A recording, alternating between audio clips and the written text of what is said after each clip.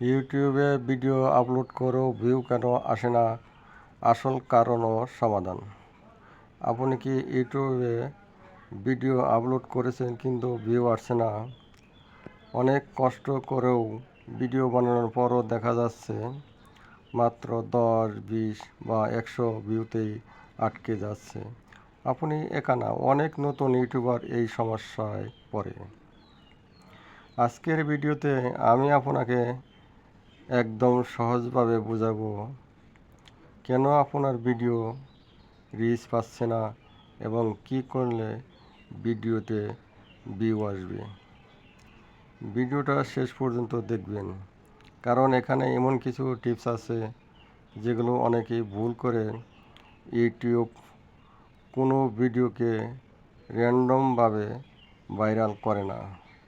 YouTube মূলত 3টা জিনিস দেখে: প্রথম, মানুষ ভিডিও ক্লিক করছে কিনা; দ্বিতীয়, ভিডিও কতক্ষণ দেখছে; তৃতীয়, মানুষ ভিডিও পছন্দ করছে কিনা।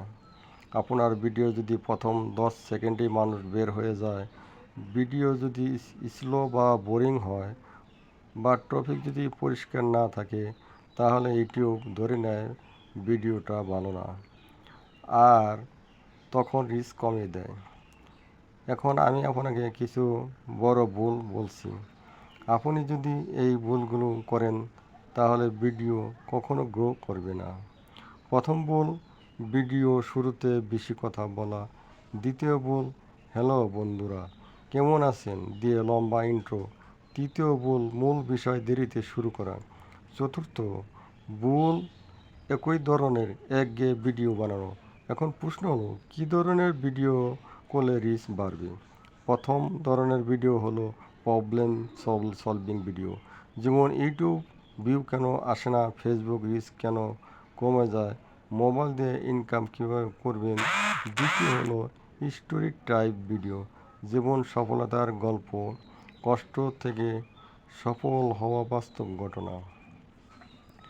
তৃতীয় হলো ইসলামিক মোটিভেশনাল ভিডিও, যেমন ছোট দোয়া, ধৈর্য, জীবন পরিবর্তনের শিক্ষা। এখন আসি সবচেয়ে গুরুত্বপূর্ণ অংশে, ওয়াচ টাইম কীভাবে বাড়াবেন। প্রথম টিপ, প্রথম 10 সেকেন্ড খুব গুরুত্বপূর্ণ।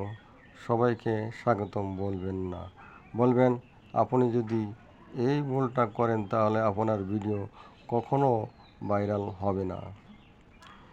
দ্বিতীয় টিপ, ভিডিও ফাস্ট এবং স্মুথ রাখুন, অপ্রয়োজনীয় কথা বাদ দিন। তৃতীয় টিপ, প্রতি 10-15 সেকেন্ডে কিছু পরিবর্তন আনুন, যেমন টেক্সট, ছবি বা জুম। চতুর্থ টিপ, দর্শকের কৌতূহল তৈরি করুন। বলুন শেষে, এমন একটা টিপ আছে যা 100% কাজ করবে।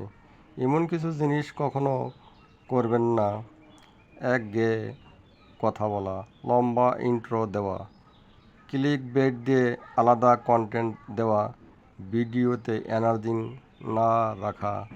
সবশেষে একটা কথা মনে রাখবেন, ইউটিউবে শুধু ভিডিও বানানোই যথেষ্ট না, মানুষ কীভাবে শেষ পর্যন্ত ভিডিও দেখবে সেটা শিখতে হবে।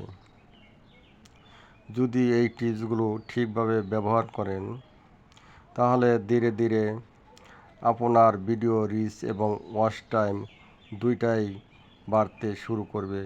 ভিডিওটা ভালো লাগলে লাইক দিন, আর এমন আরও টিপস পেতে চ্যানেলটা সাবস্ক্রাইব করুন।